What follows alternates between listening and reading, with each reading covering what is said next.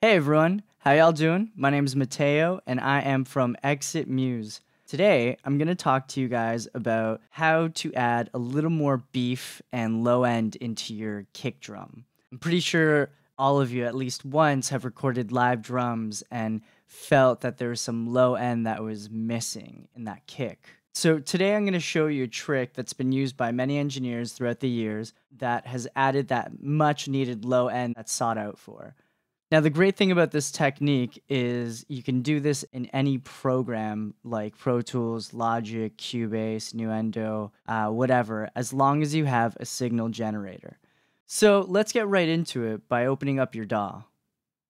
Here I've got a session that I'm currently producing for an artist named Mark Brathwaite. This is for an upcoming single called I Can Do.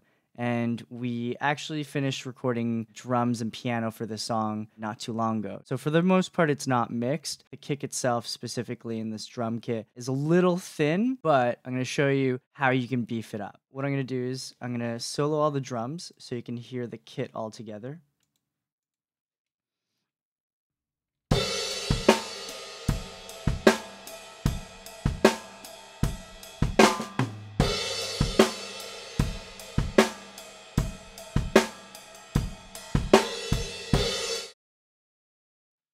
So let's start off by opening up a mono auxiliary channel.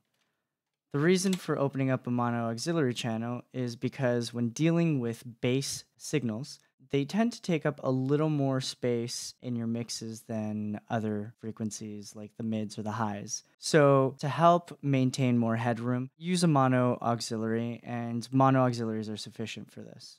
I like to keep my sessions organized. As you can see, I do a lot of color coding. So let's name your auxiliary the bass oscillator. Now, what we're going to do here is we are going to mute the bass auxiliary. Typically, or at least in Pro Tools, when you open up the signal generator plugin, it's already automatically on. And it defaults to 1K, so you probably don't want to hear that coming through your monitors or your headphones right away. So make sure the auxiliary is muted, and let's open up the signal generator. This is the Avid signal generator. I'm going to dial in 60 Hertz. You can play with the frequencies to see which frequency you want to use for the kick. I start off with 60 Hertz and move up or down depending on the kick or the particular feel or sound that I want. The next thing we're going to do is we're going to apply a gate after the signal generator. The way that we're going to make this work is we want to hear the signal generator only whenever the kick happens. In order to do this, we're actually going to bus from the kick and choose a bus that isn't being used by anything else.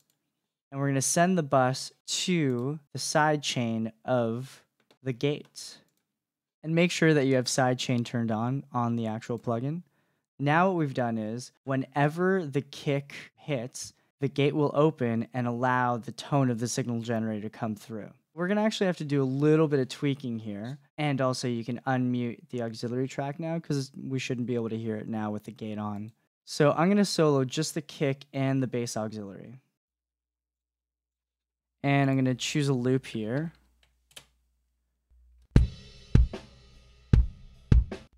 Great. The gate might already have settings that might work for you, but it's a safe bet that you'll probably have to do some tweaking.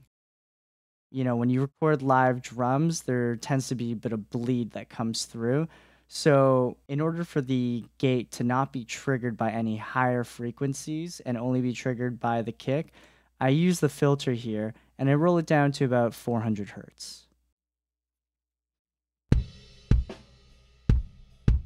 Perfect. The other thing I'm going to do is I'm going to roll the threshold all the way up. I'm going to bring the attack down super fast and the release super fast. And I'm going to crank up the ratio and bring the range all the way down. The holds, you can set it to about 50 milliseconds. That's kind of a standard for this plugin, and it works pretty well. What we're going to do is, now that you have all your settings kind of to the max of the fastest, we're going to start bringing back the threshold until the gate is triggered.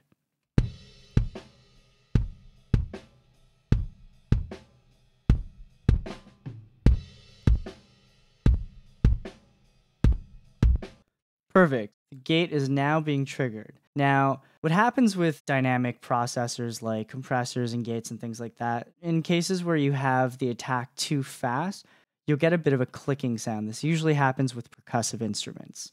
So what we're going to do is we're going to start to roll the attack up so that it's a little slower, just so we don't get that clicking sound.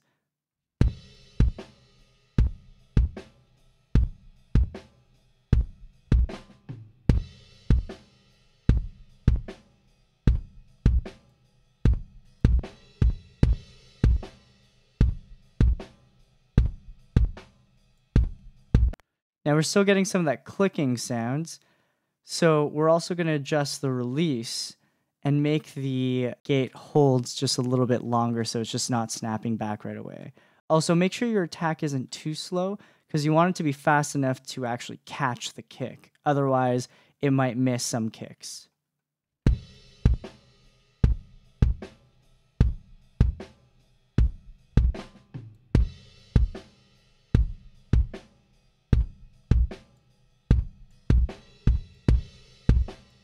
There we go. So now we're not getting that click anymore.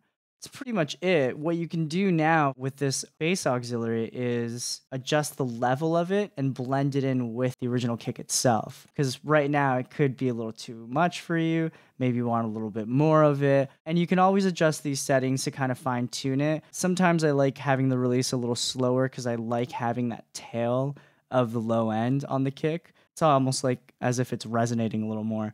So play with the settings, see what you like best, and, make sure you listen to it in context with the rest of your drums. So let's take a listen to the drums here.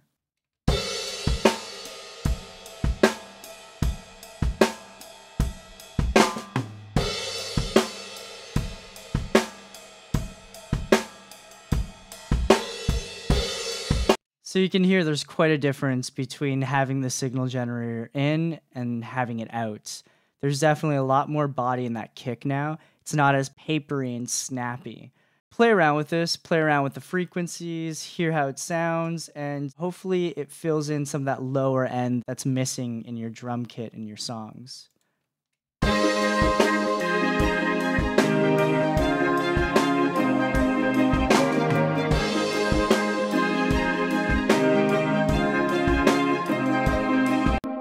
All right, so thanks for tuning in, guys. Really appreciate you checking out the video. If you guys have any questions about anything that I covered in this video, or if you have suggestions for something else that I should cover in a future video, please feel free to leave it in the comments below. And make sure to subscribe to the channel if you haven't already subscribed, and follow us on Twitter and Instagram. It's all Exit Muse. And yeah, look forward to the next video. All right, talk to you guys soon. Cheers.